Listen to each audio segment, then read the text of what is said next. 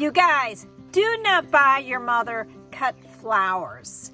They only last a few days, and instead, follow me to Value Plants. My friends there are letting me fill up some baskets to show you how easy it is to make a living arrangement that you could give her. Can you imagine this filled?